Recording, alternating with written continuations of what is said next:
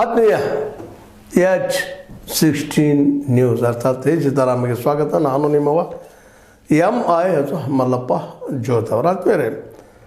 SIR ಈಗ ನಿಮಗೆಲ್ಲ ಇದ್ರ ಬಗ್ಗೆ ಸಾಕಷ್ಟು ಗೊತ್ತದ. ವಿಶೇಷ ಸಮಗ್ರ ಪರಿಷ್ಕರಣೆ ಅನ್ನೋ ನೆಪದಲ್ಲ ಕೇಂದ್ರ ಸರ್ಕಾರ ಇದ್ದು ಇಲೆಕ್ಷನ್ ಕಮಿಷನ್ ಮೂಲಕ SIR ಪ್ರಯೋಗಿಸಿ ಬಿಹಾರದಲ್ಲಿ 65 ಲಕ್ಷ ಜನರ ಮತಗಳನ್ನು ಕಟ್ ಮಾಡಿ ಹೋಗ್ಬಿಟ್ಟದ. ಅದು ಸತ್ತವರು ಹೋದಾರ, ಮತ್ತೇನು ಹೋದಾರ, ಅವ್ರು ನಾಡನ್ನು ಬಿಟ್ಟು ಹೋದವ್ರು ಇದ್ದಾರೆ, ಎಲ್ಲರೂ ಇದ್ದಾರೆ, ಇಲ್ಲ ಅಂತಲ್ಲ.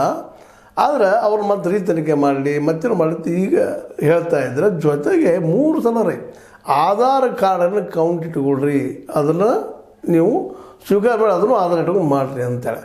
ಆದರೆ ಇಲ್ಲಿವರೆಗೆ ನಮ್ಮ ಇಲೆಕ್ಷನ್ ಕಮಿಷನ್ನ ಆಧಾರ್ ಕಾರ್ಡನ್ನು ಯಾಕೆ ಸ್ವೀಕರಿಸ್ತಾ ಇಲ್ಲ, ಅದಕ್ಕೆ ಯಾಕೆ ಪರಿಗಣನೆ ಮಾಡ್ತಾ ಇಲ್ಲ ಅನ್ನೋದು ದೊಡ್ಡ ಪ್ರಶ್ನೆ ಆಗಿದೆ. ಇದನ್ನೇ ಇವತ್ತು ಕಾಂಗ್ರೆಸ್ನವ್ರ ವಿರುದ್ಧ ಹೋರಾಟ ಮಾಡಲಿಕ್ಕೆ ಅಂದ್ರೆ ಈ 65 ಲಕ್ಷ ಮತಗಳಲ್ಲೇ ತಮಗೆ ಬೇಡ ಅಂತ ಮತಗಳನ್ನು ಸಹಿತ ಕಟ್ ಮಾಡಿ ಹೋಗ್ತಾ ಇದ್ದಾರೆ.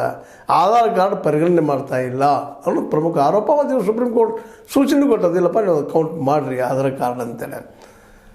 ಯಾಕಂದ್ರೆ ಅದು ಒಂದು ಆಧಾರ್ ಕಾರ್ಡನ್ನು ಏನಪ್ಪ ಅಂತಂದ್ರೆ ಇದು ಪೌರತ್ವ ಗುರುತಾಗಿರೋದಂತಲ್ಲ, ಆದರೆ ಮತದಾರ ಅವನು ಇಲ್ಲೇ ಪೌರತ್ವ ಹೌದು ಅಲ್ಲ ಇಲ್ಲ ಅನ್ನೋದಕ್ಕೆ ಮತ್ತೊಂದು ಅದಕ್ಕೆ ಇನ್ನೊಂದು ಅದ ಮಾಡಲಿ, ಅದನ್ನು ಇದರಲ್ಲಿ ಯಾಕೆ ತರ್ತಾ ಇದ್ದೀರಿ, ಇದರ ಮೂಲಕ ಅನೇಕರನ್ನು ಕಟ್ ಮಾಡ್ತಾಯಿದ್ದೀರಿ, ನಮ್ಮ ಮತಗಳು ಕಟ್ ಮಾಡ್ತಾಯಿದ್ದೀರಿ ಅನ್ನೋದು ವಿರೋಧ ಪಕ್ಷಗಳ ಪ್ರಬಲ ವಾದ. ಜೊತೆ ಕಾಂಗ್ರೆಸ್ ಅಂತ ಸ್ಪಷ್ಟವಾಗಿ ಹೇಳ್ತಾ ಇದೆ. ಏನಪ್ಪ ಅಂತಂದ್ರೆ ಈ ಒಂದು ಮತದಾರ ನೋಂದಣಿಗೆ ಗುರುತಿನ ದಾಖಲೆಯಾಗಿ ಆಧಾರನ್ನು ಪರಿಗಣಿಸುವ